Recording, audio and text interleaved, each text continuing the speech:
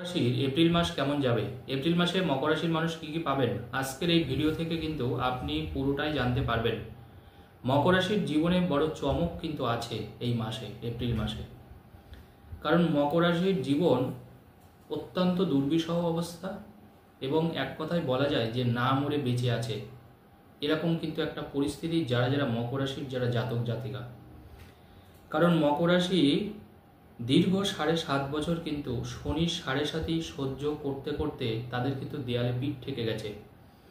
কিন্তু সব থেকে বড় খুশির খবর যেটা আপনি পাচ্ছেন, এপ্রিল মাস থেকেই কিন্তু আপনারা শনির 7.5 থাকছে না, আপনি 7.5 মুক্ত হয়ে যাচ্ছেন এবং 7.5 বছর পরে কিন্তু আপনার জীবনে কিন্তু আবার ব্যাপক হারে পরিবর্তন আসবে। কোথা থেকে কি কি পরিবর্তন পাবেন সেটাই কিন্তু আজকে আমি আলোচনা করব। দেখুন, মকর রাশি হচ্ছে রাশিচক্রের 10ম রাশি এবং এই রাশির অধিপতি কিন্তু শনিদেব স্বয়ং।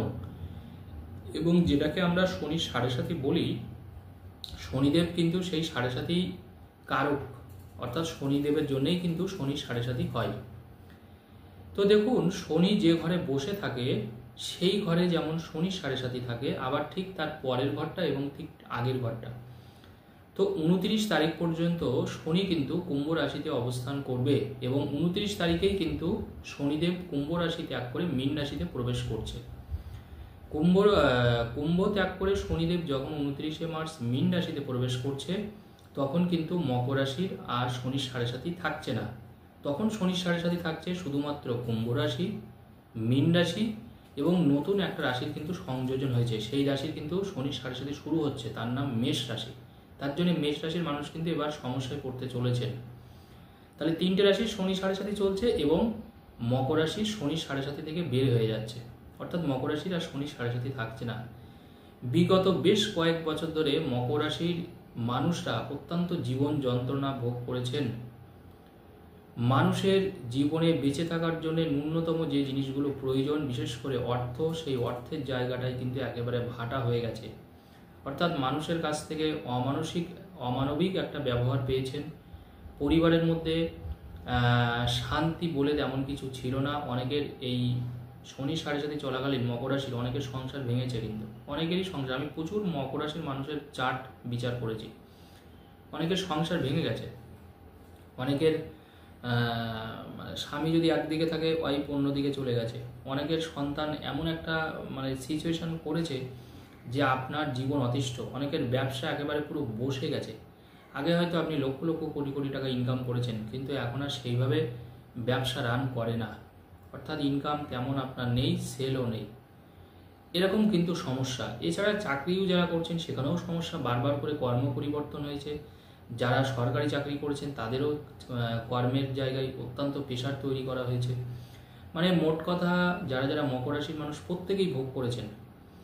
এবার প্রশ্নটা হচ্ছে, এইবার মকর রাশির এপ্রিল মাসটা কেমন যাবে এবং এপ্রিল মাসে আপনার কি কি আবার কি একই চলবে? আগে যেরকম কষ্ট পেয়েছেন এবারও কি সেই একই কষ্ট? না, এবার কিন্তু সেই কষ্টটা নেই, কারণ শনি 7.5 চলে যাচ্ছে। এবার কিন্তু মানে সেই গঙ্গা স্নান করার মতন হয়ে যাচ্ছে ব্যাপারটা আপনার।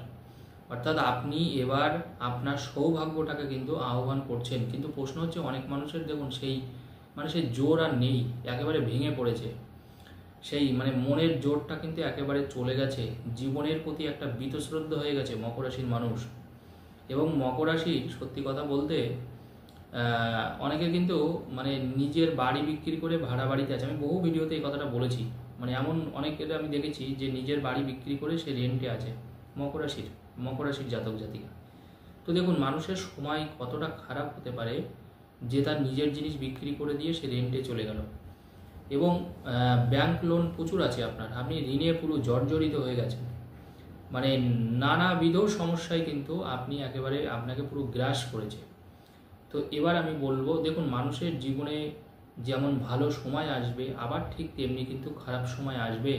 এটা কিন্তু পরিবর্তন, এটা কিন্তু গ্রহের পরিবর্তন।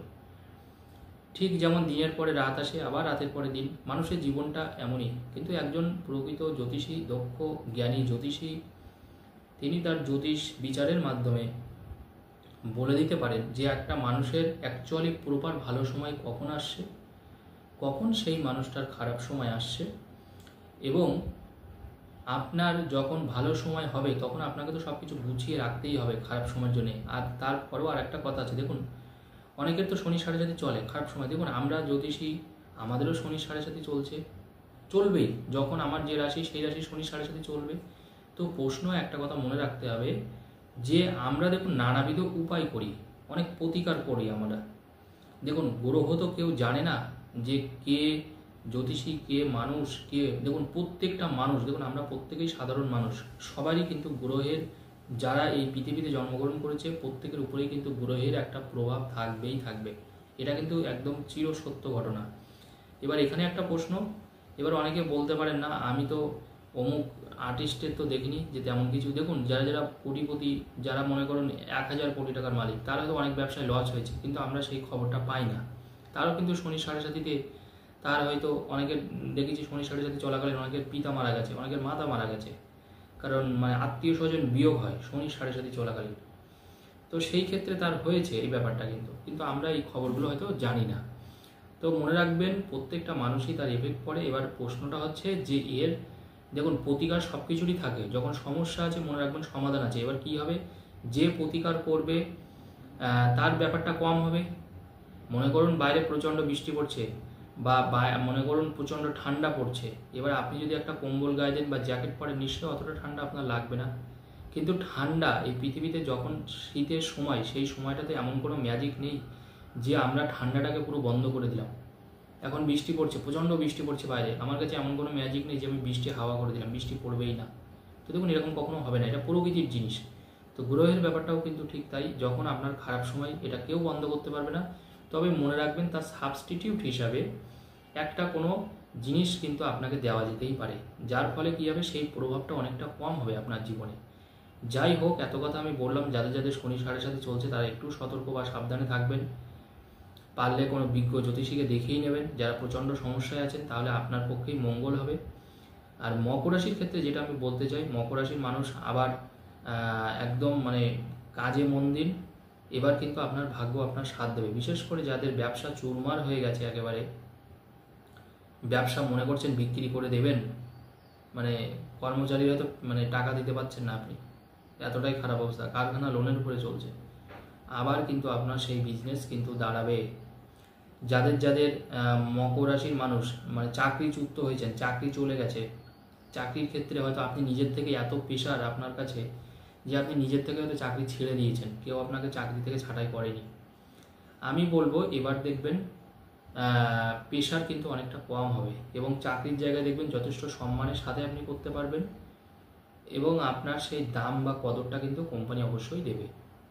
এছাড়া দেখা যাচ্ছে যারা বিশেষ করে ডেলিভারি হিসেবে কাজ করছেন, অনেকের আবার আছে মানে পায়ের জায়গাটা খুব খারাপ হয়ে গেছে, শনি সাড়ে সাথে চলাকালীন এটা হয়, পায়ের জায়গাটা খুব খারাপ, হাঁটুতে কোমরে ব্যথা, হয়তো মানে পা মানে একেবারে মানে অ্যাক্সিডেন্ট হয়েছে ছোটোখাটো কোনো, তাদের ক্ষেত্রে আমি বলবো আপনারা আবার চলাচল করুন। যাদের বিশেষ করে প্যারালাইসিস হয়ে গেছেন একটা সাইড কোনোভাবে, আমি বলবো আবার হাঁটা চলাচল করুন, ফিজিওথেরাপি করুন, ডাক্তারের পরামর্শ মেনে অবশ্যই চলুন, সেই ক্ষেত্রে কিন্তু আপনি আবার রিকভারি করতে পারবেন। দেখুন আলটিমেটলি সব কিছুর মূলে তো দেখুন আমাদের মনটা, কারণ মনের জোর যদি আমরা হারিয়ে ফেলি তাহলে জানবেন আমাদের সবটাই চলে গেল।